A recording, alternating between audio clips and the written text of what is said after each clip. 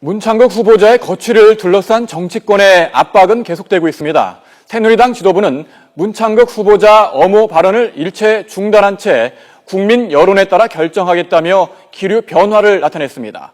새정치연합은 인사 실패에 대한 청와대 책임론을 제기하며 공세 수위를 높였습니다. 이번에 국회로 가보겠습니다. 박조은 기자. 네, 국회입니다. 먼저 새누리당 분위기부터 알아보죠. 오늘 의원총회에서 문 후보자를 감싸는 발언은 전혀 없었다고요?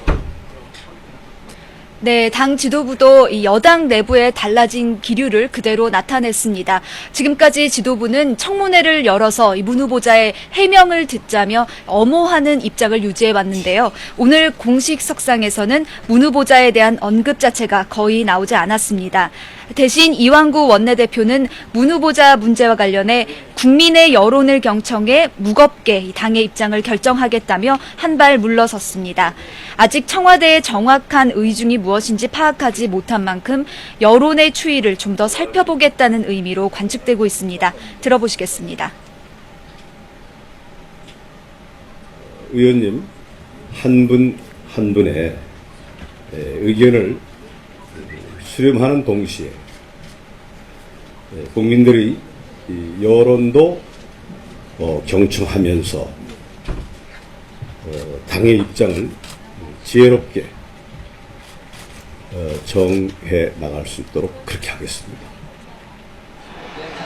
또 여권 내 사퇴 여론에 불을 지폈던 서청원 의원은 오늘도 이 문 후보자가 더 이상 정부와 당에 부담을 주지 말고 퇴진해야 한다고 직언을 날렸습니다. 또 다른 당권 주자인 김무성 의원 역시 해명을 해도 여론이 안 따라주면 본인이 결단을 해야 하고 이후 인준 투표는 당론이 아닌 자율 투표로 해야 한다며 사실상 사퇴론에 무게를 실었습니다. 네, 야권은 이번 총리 인사와 관련해 청와대 책임론을 제기했다고요? 네, 새정치연합은 이미 여권 내에서 문창극 포기 수순이 시작됐다고 보고 이 문창극 후보자의 사퇴를 거듭 촉구했습니다. 또 안대희 총리 후보자에 이어서 문 후보자까지 낙마할 경우 이 청와대가 인사 문제에 책임을 져야 한다는 목소리가 높습니다. 김한길 대표는 국민이 절대 용인할 수 없는 어처구니 없는 후보를 내민 것 자체가 국민을 모독한 것이라며 인사 검증 문제를 거론했습니다.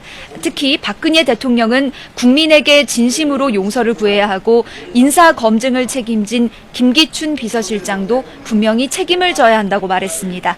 김한길 대표의 발언 들어보시겠습니다. 자격 없는 국무총리 후보자를 놓고 지난 일주일 동안 벌인 논란으로 이미 쓸데없이 치른 국가적 비용이 얼마겠습니까? 박근혜 대통령은 국민께 진심으로 용서를 구하셔야 합니다. 또 안철수 대표도 세월호 참사로 상처받은 국민의 마음을 위로해야 할 대통령이 거꾸로 가는 인사를 해 국민을 더 힘들게 하고 있다고 비판했습니다.